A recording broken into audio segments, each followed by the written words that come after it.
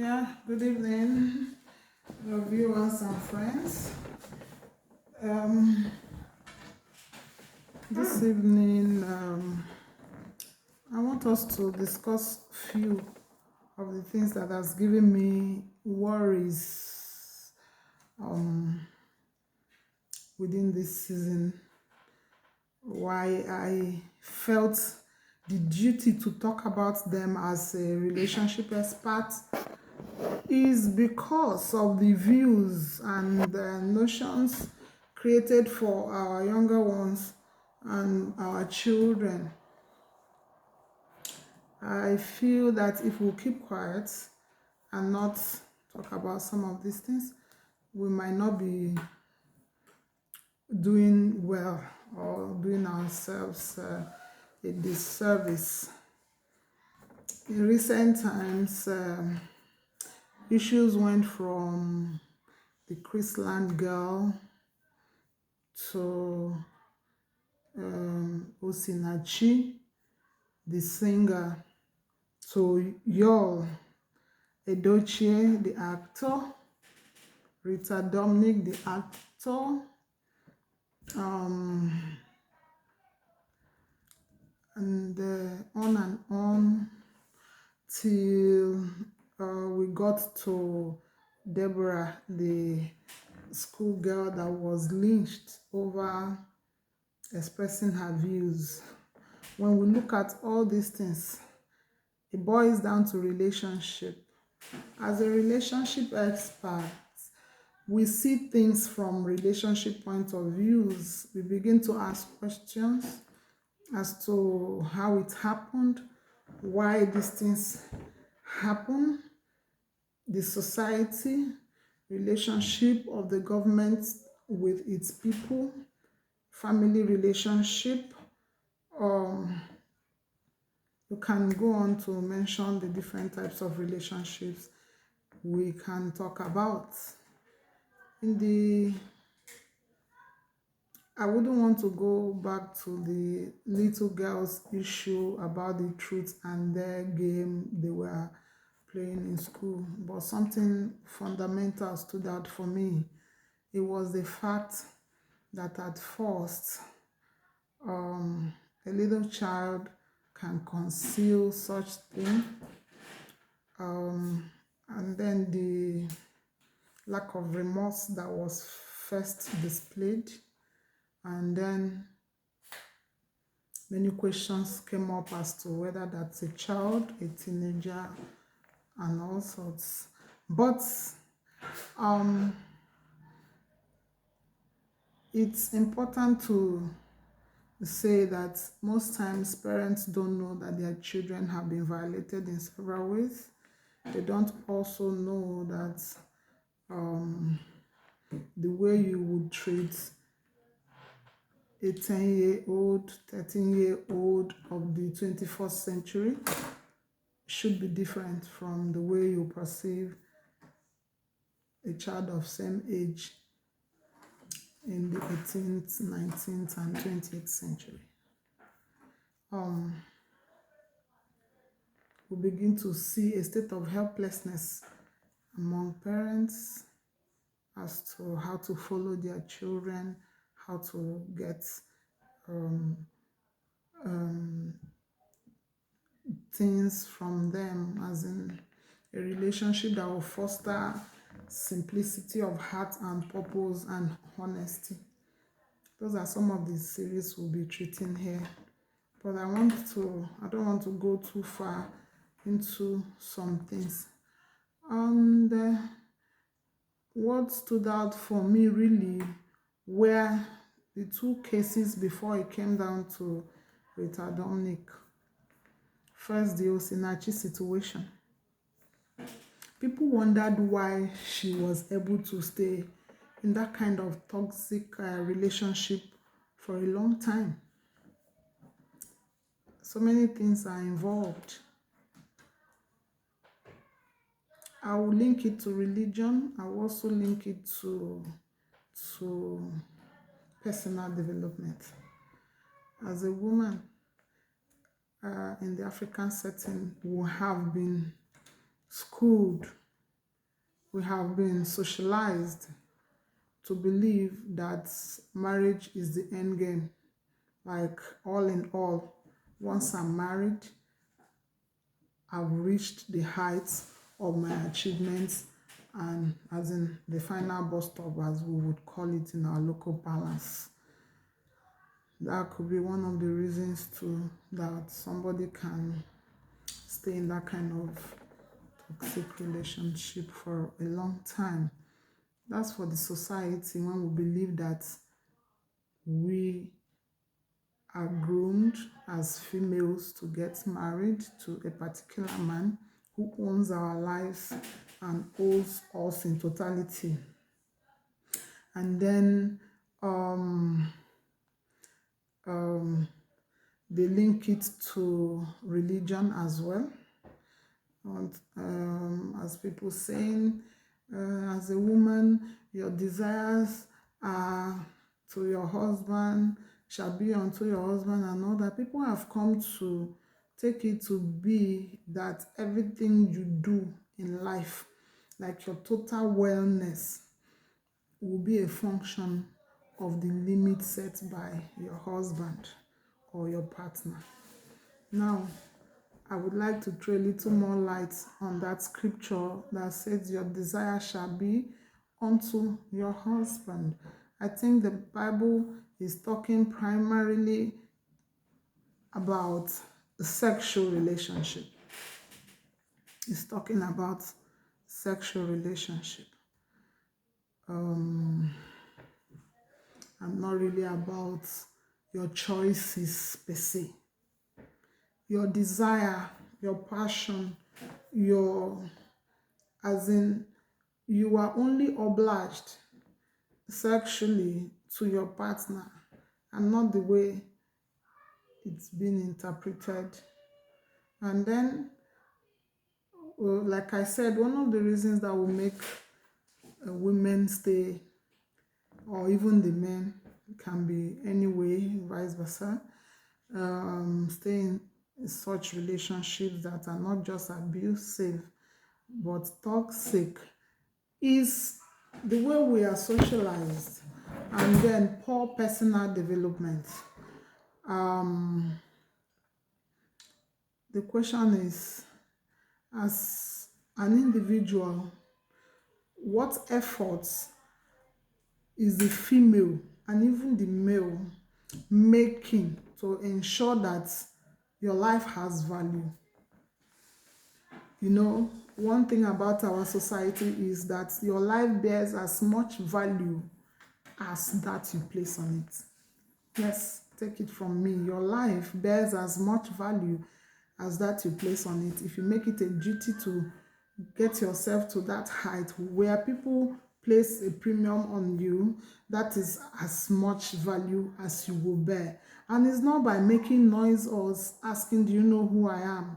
It's by what you're bringing to the table. A lot of people, when they get married, like I said, they think that's the last bus stop. They stop developing themselves. There is no more dream. Everything revolves around me, my children, my husband, this, my wife, that. You know, you are primarily an individual that is meant to succeed and become somebody on your own.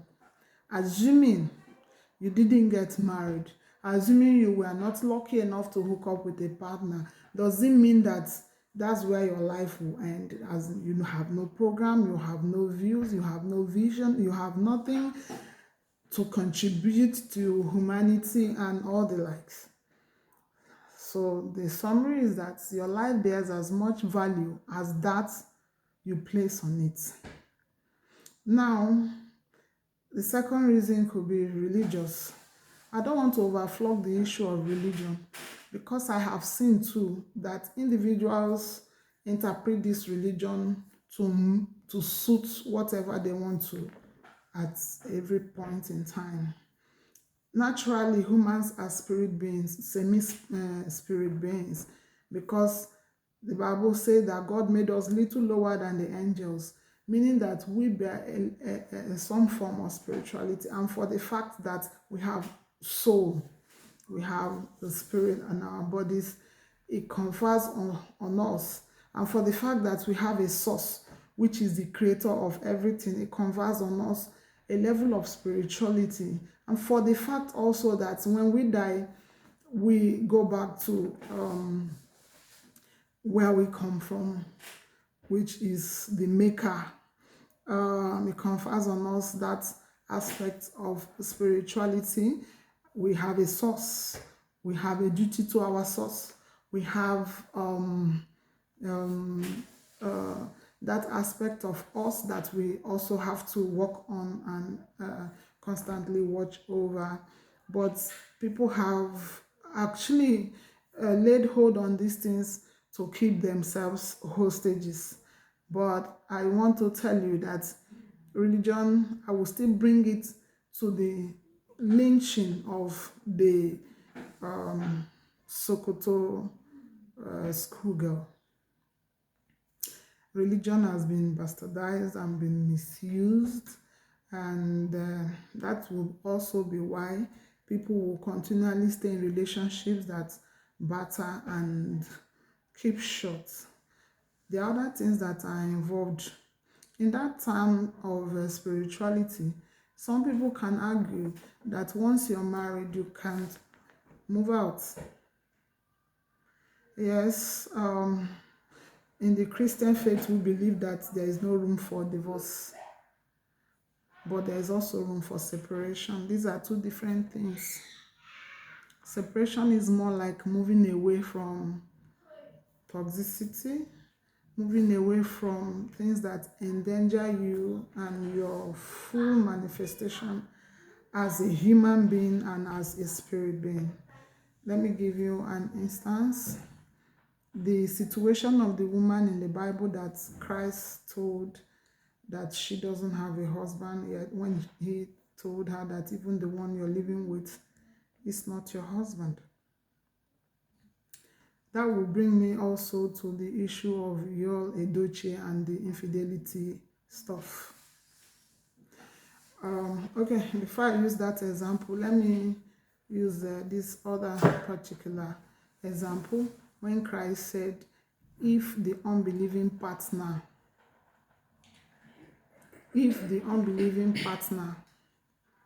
wants to stay or wants to move away, the other should oblige. But he gave a condition. As long as both of them are alive, they cannot be consummated sexually elsewhere. You can be separated for genuine reasons, but as long as your partner is alive, it means that you cannot get sexual pleasures from any other quarters. So it now shows you that you can actually separate from a partner and stay on your own. The person will stay on his own to foster peace if you are in so much danger. But that will still bring me to the aspect of self-actualization.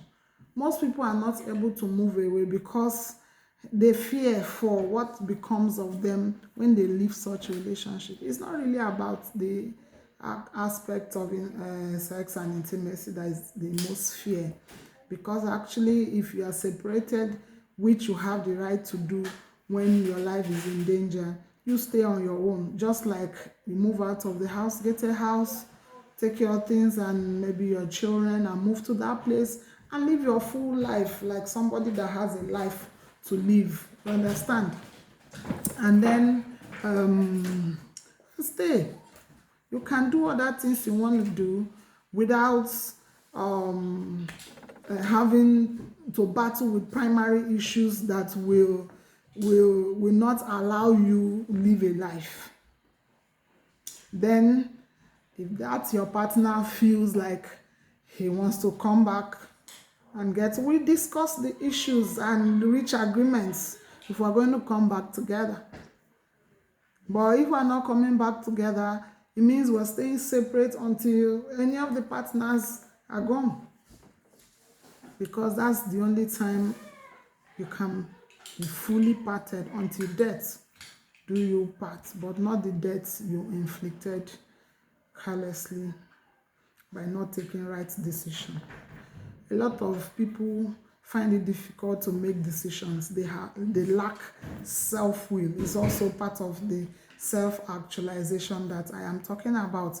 They lack the self-will to make decisions. They actually cannot make decisions for themselves except somebody comes and says you must do it like this, and they now say because so person said that's why I am doing it.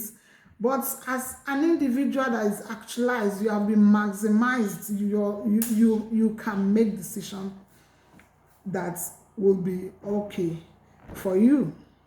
Now, to the Yul Edochie's. Then let me also talk about another thing. Another thing is that why will a man be so hard on a wife like their enemies? There could be underlying factors.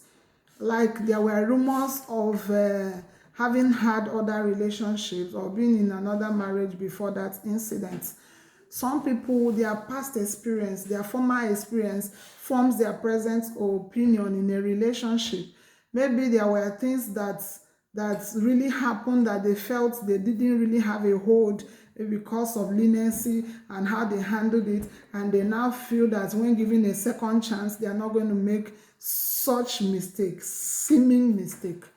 So the second person bears every brunt, but it's very painful in this case because the second person was not privy to the fact that there might be a previous partner, as to prepare and be in the know as to whether I can weather the storms of being a second partner, because there are also issues tied to that. Not everybody can be a second wife, and not everybody can have certain relationships. I will still bring that into the Rita marriage.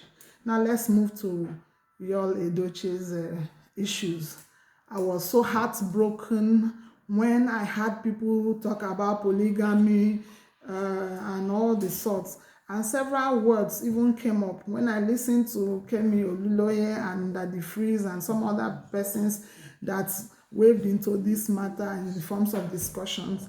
I saw that our values have really been misplaced. Even though we want to make it an African thing, it's not really an African thing. Even before the West started passing some things into law and making some changes in their way of life, there have been natural laws, things that were not written, unwritten laws and constitutions that guided the way man behaved until some of these ideas started coming into our heads. Now, new words even came up, things like bigamy, pediogamy or something. Even though some people tried to give them meanings, but I just saw that we are not really attacking the issues that came up from the whole saga. Actually, if it was a case of polygamy, the person involved is allowed to have as many partners as they can. But in this case, a man was caught up in adultery, and maybe several of them, and kept hiding it until it couldn't be hid any longer, until it cannot be patched any longer, and then the person had to let the cat out of the bag the way it was done, and it's like whatever will happen, let it happen, I just have to let it be, you know, that kind of thing. And a lot of issues came up. Why I feel I need to talk about it is that these are people that our young people look at. Even when you feel that you are from certain homes and religion and it doesn't concern you, you discover that your children are exposed to these things. You don't really stay with them to know how they take these things in, and opinions are being formed constantly, and certain things are being normalized. If we are going to take some of the analysis that came from those things, certain words will not be in the dictionary. Infidelity will not be in the dictionary. Trust will not be in the dictionary. Decency will not be in the dictionary. But as long as those words exist and our society is still wanting to be sane, there are issues that came up. Number one is the issue of infidelity. When Christ told that woman that the person you're with now is not your husband, he brought some things to the fore. And that thing is that there is a status, there is a state of being that you come to be qualified to be called a married person. It's not just being with somebody. It's not just having a child for somebody. Christ told that woman that you've been with several men, and the one you are with now is also not your husband. That spoke a lot. That you can go as many times as you want, being with anybody you want, but that does not confer on you that title of marriage, of being married, or being somebody's husband or somebody's wife. So, and then if you're also legally married to somebody, there have been vows that have been taken. There have been vows that have been taken. Then if those vows are not important, then there is no place of oath taking. There is no place of oath taking.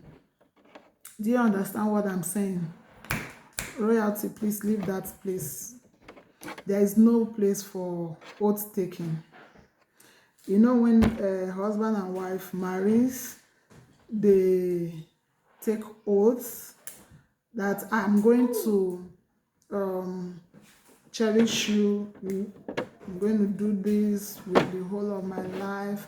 I'm going to be your all in all, through thick and thin. You know? And all those vows are very, very important. All those vows are very, very important. You know, when you take those vows, it means that it's binding on you to see to it that you don't default. It's a covenant. It's a covenant. And then it's on the premise of those vows, those swearing that you have done, that your partner is able to trust you with his life. That's the basis for trust. And when he talked about through thick and thin, as in for better, for worse, he's not talking about certain things that people would think now. He's talking about maybe the man is sick. This point I'm making now, I'm trying to use it to also justify the fact that a lot of opinion feel Osinachi should have left that relationship to see tomorrow and to fulfill her destiny. When we say for better, for worse, the Bible is not talking about when you see the man stabbing you with knife or the woman hitting you with hammer, because that in the first place is not expected, because you have made a vow to keep that person. You've made a vow to be the person's sole protector and lover.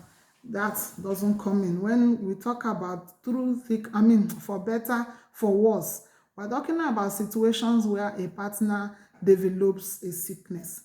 We're talking about where a partner suddenly falls ill. We're talking about a situation where a partner suddenly goes broke. We're talking about a situation where life changes, not when I become your enemy and sole target for destruction. Do you understand what we're talking about? Like, we are actually lovers. We love ourselves. We are committed to the union. We are seeing to it that nothing comes in between us, and then natural causes coming, better and worse. Natural causes coming. There is sickness, there is pain, there is any other thing that is not caused by one of those partners. That is when you hold hands and fight together. That is the better and for worse. not when somebody makes you your, his devil, or makes himself your devil, and all those sort of things. So on the issue of there's a broken covenant, and a lie that has been told, and a betrayal somewhere. In that case, what that partner is expected to do is to come back in honesty to say, please, this is what transpired. I know I have fallen. I wish I can make amends. I wish you can help me come out of this, or forgive me, and wait for that forgiveness to be secured. As in, when you apologize, it's not going to be his I should I have apologized to him. Why won't he accept it?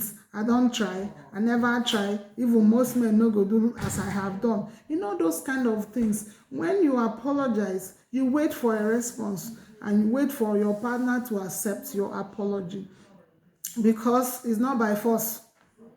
You understand? It shows you are making frantic efforts to make amends, not when you come and rub it on your partner's face. I'm going to be a little bit specific because of the example I'm using.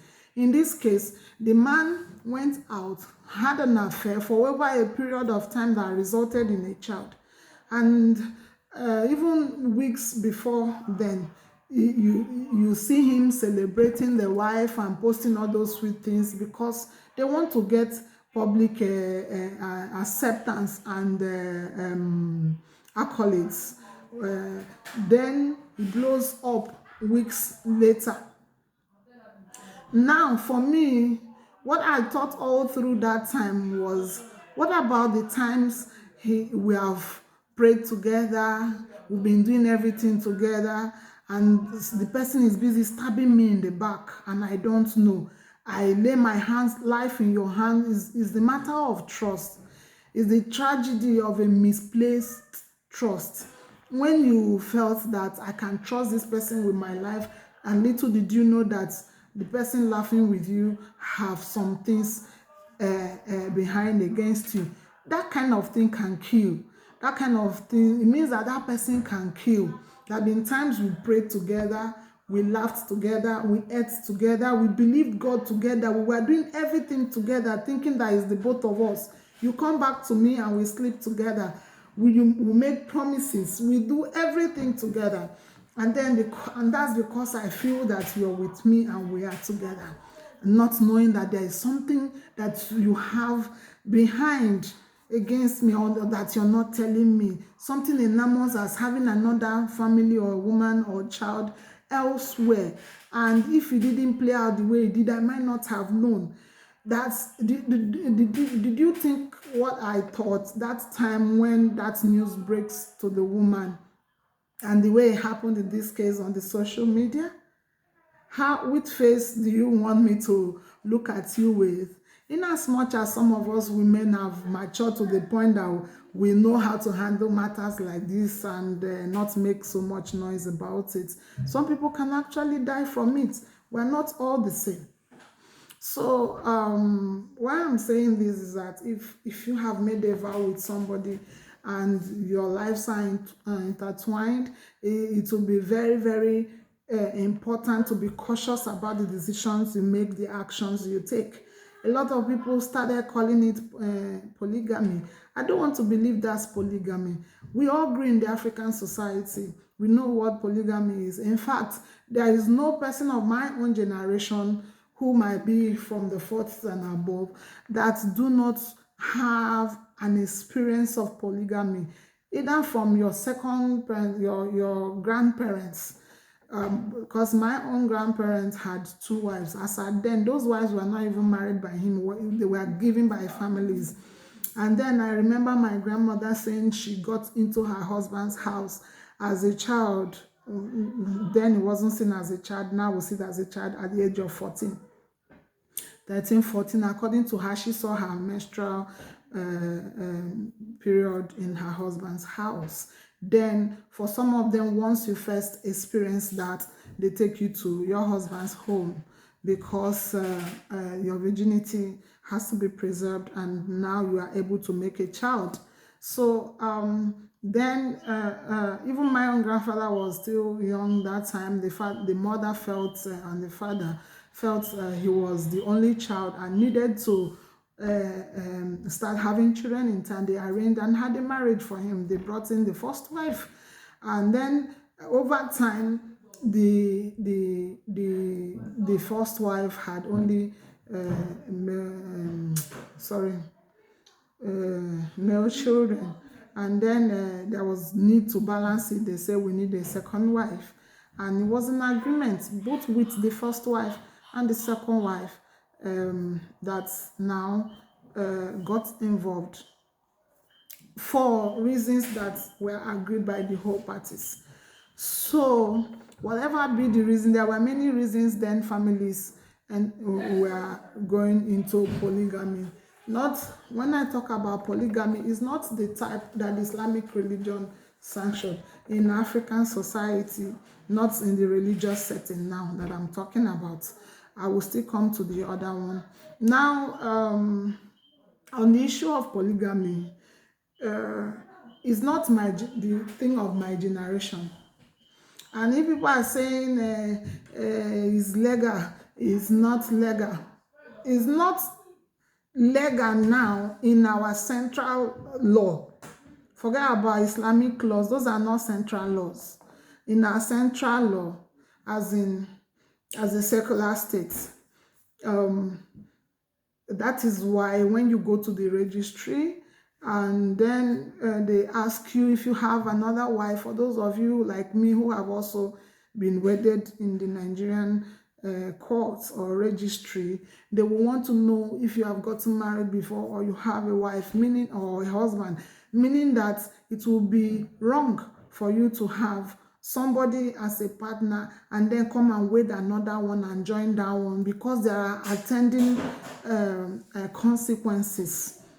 Now, those days when they were doing it, it was unwritten constitution. It was a unanimous understanding and agreement. There were many ways it was done. First of all, the men had houses or huts for the women that are going to be married. Secondly, the family knows that this is what we're set out for. Thirdly, the wives that are involved or the women that are involved are also in the know that I am going to be the second or the third or the whatever number of wife it will be. And everything was streamlined. There was consent, there was order, there was respect, and not that you will go and get caught up in a sin and you will come and rub it off with both face and say it's polygamy. It's not polygamy anything. And because of the issues that came up with that pattern of family, many voices started advocating its end, because then there were many children. Then even it was practiced to raise workforce for the families, because most families were agriculture based, or practice agriculture as their major occupation. And because they needed to have a workforce, the man married many wives to raise more children that will be involved in the agricultural activities. These were the reasons. Or that the second wife, sorry, the first wife didn't have a child, or that she didn't have a particular gender of a child, or that one had other issues, and vice versa. Even then, women also were allowed to take up their own wives. Yes, there were women who married too. Maybe their husbands were not doing well, or one thing, or they themselves couldn't have children. They will get wives, either for their husband or for an arranged man or something. The society had respect for these structures then, and had a way to stay out of trouble. But as time went on, the competition that came with it was deadly. that children from this group can undo children from this, and all the sorts that came after it. The bickering was so much, and if you're a man that is involved in polygamy, your life is in a mess. Sorry for you, nobody gets you. They can wake up one day and poison you. They can also wake up one day and abandon you, because when the going gets tough, everybody to their tents. That's when they will know that it's the second one that is the real wife, or the first one that is the real wife, and all the issues that will come up. You will find out that the man finally finds himself being alone. So, and these things pan out to the society. It breeds street children and a lot of consequences that finally it will boil down to governance and the government trying to fix it. That is why a lot of voices started being raised over abolishing such stuff. And in the Islamic religion, where it is said that a man can marry more than one wife, all those wives were also in the know, and they had a structure as to how they follow it. So let nobody use promiscuity, infidelity as a synonym to infidelity. I mean to polygamy, or whatever name you can give it. That's that. I wish I could have more time to talk about these things, because I brought all of them together. It's a lot of things in one, and I don't know if I can do justice to it. I wish I had someone discussing these things with me today, so that we can bring out the main issues from them. I might still have the opportunity to bring someone on this show to help me dissect some of these issues.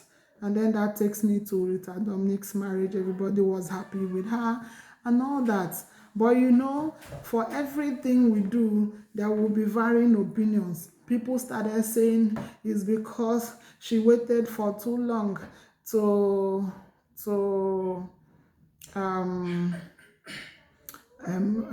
marry, because she's selecting men and all that, and telling ladies not to select and all those kind of things. There were also other aspects of it, and so many other things that people said.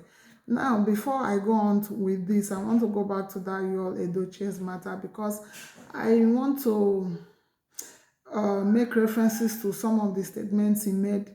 "You number one forever." Those statements look like a slight to womanhood, like men are doing you a favor to marry you. Like if you have one, you can just take all the shits and stay there, But that's not true. Who told you that she would want to be your number one? Further, and all those kind of issues. And then it looks like that's the bus stop. It's not the bus stop. In short, I wish I will come back to that. On Rita Omni's case, we're happy for her and all that. But let me tell you one thing. It's not about when you got married. You can marry at 18, you can marry at whatever. The important thing is that you have found a partner that can make life meaningful with you and for you. Now, some of the salient issues I want to raise from that place is that it's not everybody that is meant to marry a young person. It's not everybody that is also meant to marry an older person. It's not every person that is meant to marry an elderly person. It's not everybody that is meant to marry older person. It's not about the timing. That people married at a particular point in time doesn't mean it's because they are selecting, or that they didn't see husband, or that what and what. There are actually women who are built for certain relationships. Some people, or even men, some men cannot cope with younger females because of their orientation, because of their values in life, because of a lot of factors which is peculiar to whoever is involved. So it will be better for us not to make all these assumptions whenever we see things happen in people's lives, because we are all built differently. I had one celebrity say she could not have made it with a young man. Now, also, please tell them to stop making noise. Tell the children to stop making noise. There are a lot of people who cannot marry certain people. Like there are people who cannot marry celebrities, and there are people who can cope in that kind of relationship. Some people are built for older people and some others are not. Some are built for young people, some others are not. Some others have been nurtured for problematic relationships. I'm not talking about the kind of problem that we create ourselves. I mean partners who are challenged either in health, in finances, and so many other aspects of their lives. They have challenges. There are people who are naturally built to cope in such settings, and you see them carry themselves well and come out stronger. So it's important to find out what we are built for, to be able to make the best use of our relationship. What matters is that we know what we are going into and we're happy in it and we're working it out. Now, I want to summarize on that one by saying that relationship is a two-way thing. It's not like one is perfect and made in heaven, as in it's been polished and made in heaven, that is going to as in is automatically working because you married a particular person. No, it's work for the two partners. It's work for the two partners. So, like I say, is celebrity, this and that. Work begins the time you tie the knots. You keep developing yourself. The other keeps developing yourself. There is mutual respect. There is mutual regard for each other and planning to move our lives forward. You pursue what you're pursuing. The person pursues what is pursuing. Why we have much problems in relationships, that we have so many less busy people. Yes, because if you are busy with adding value to life, you're not going to be burning your time in creating problems in your relationship. I believe that um, we are making headway, and I want to summarize this discussion by making reference to the sad incident of Deborah and even the sound engineer that occurred in Lagos State. A lot of people have put it on blasphemy, but I want to say that Nigeria is towing the path of Sudan and South Sudan. Every of these things are religiously engineered, even though we don't want to own up to that fact. If not, why will another person rise up to lynch another person simply because you feel that there is a level of superiority in what you believe, whichever way it comes from, whichever religion it comes from? Now, that act is condemnable, is barbaric, and should be condemned with every vehemence. So, the question is whether okay, I want to put it in a relationship aspect. The Nigerian government has to make it clear to Nigerians whether they are practicing a constitutional law or a sectional law. I don't know how to put it, whether there are two laws in the country, Sharia law and the other laws, which in most cases don't really work for those who are in the hem of affairs. Now, it's important to know that in this contract called Nigeria, there has to be assurance from the government that these things will not be happening. A lot of lives are broken, a lot of hearts are broken when these things happen. But it's unfortunate that some people rejoice from it. But I wish we can unlearn some of the things we have learned. I grew up from a very religious family, and then I also want to believe, like most of us in Nigeria, we do, whether it's in the Christian religion or in the Islamic religion. But the point is that some of the things we have been taught are things that have originated right from ancient days, days innumerable. And then when we teach them like we were there when they started. Like we are authorities. It's true that we can go to school and learn some of these things, but there are things we teach our children to help them to be able to make decisions in life and to draw their own values.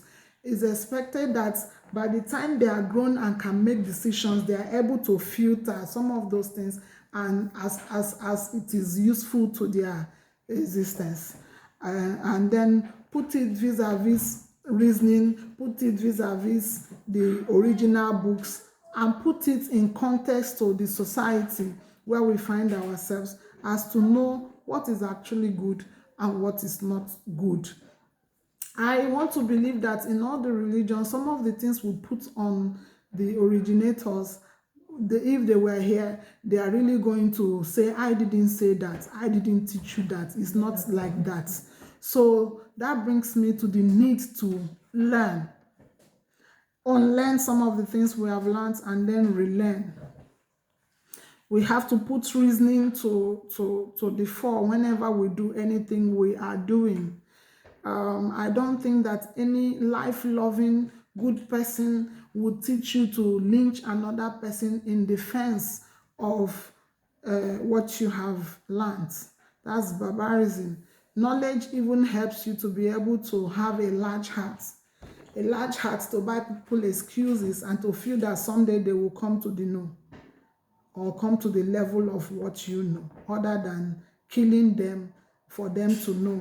When you kill them, they have not known that thing. The purpose has not been achieved, and you see that you create more enemies. The enmity goes up more, even in the society, and people even hate to be part of what it is you preach, whichever side is involved. So it's important to note that reasoning should come into every decision we take. And because this is a very sensitive issue, I might not be able to convince people in this aspect. It will be better to say that our government should be very open, very, very honest about what we practice, whether we have laws, and how to protect those who are really ready to go by the laws, and how to bring to book those who don't want to go by the laws. And then the question is, how willing are our security agencies to tackle these things? Because you wouldn't want to tell me from the stories I read and the statement of the girl's father that in front of 100 DSS and police officers, the girl was lynched. And you want to tell me that Nigerian police force or security agencies, if they actually want to work, two of them can even do a lot. I know them when they want to work. But in this case, there is double standard. There is double standard in relationships. There is need to be honest, open, and very firm in whatever you are doing, other than being deceptive and tactical or dishonest about your approaches in solving problems. If the Nigerian state and the Nigerian people are going to make it further from here and now, there is need for honesty in the approaches of government towards its people. Some of the issues we are seeing now are the things that caused the separation between Sudan and South Sudan. If you might be interested, you have to read up the history of those two countries, now two countries, formerly a single country. It will convince you to know that Nigeria has even passed the red line of the things that made them have the separations they had. And just like we advocate for people to leave toxic relationships, we will also advocate that countries be honest about charting a course in cases where there are no agreement in laws, in approaches, and every other thing, because Nigerians deserve a good life. Nigerians deserve a good life. I pray that that family finds closure. I pray that God will touch the hearts of those people who it is their business to take joy in removing another person from the face of the earth. Because God is the sole maker of lives, He is the only one that can have a say over another person's life. I think that's the height of barbarity to say, this my partner or this other person deserves to die and I deserve to live, all in the name that you are fighting a cause. And that goes to every other person in any form of relationship or union in the Nigerian state that takes other people's lives. Please, please, please. If every relationship is going to survive, it doesn't have to be toxic. It doesn't have to be barbaric. It doesn't have to spell insecurity or dishonesty. I wish we will have the time to take questions about all that we have talked about. I wish we can make headway in the issues surrounding us, because my country is a country that is faced with issues that come up every day. As you're moving out from this one, another one is coming up. And for the lynching of that guy in Lagos State, there has to be decisive measures to forestall happenings like this, because all those guys, within few seconds they have regrouped and the next aim is to lynch the other person. Everybody came to this world with missions to accomplish, whether as a girlfriend, as a wife, as a husband, as whatever government relationship with these people, as whatever relationship we have with anybody we are dealing with. There is need for honesty, there is need for decisiveness, there is this need for transparency, and there is need to know where we are headed. Thank you for listening. I hope to come your way next time to look at some of the issues that affect us as a people and our well-being mentally. Thank you.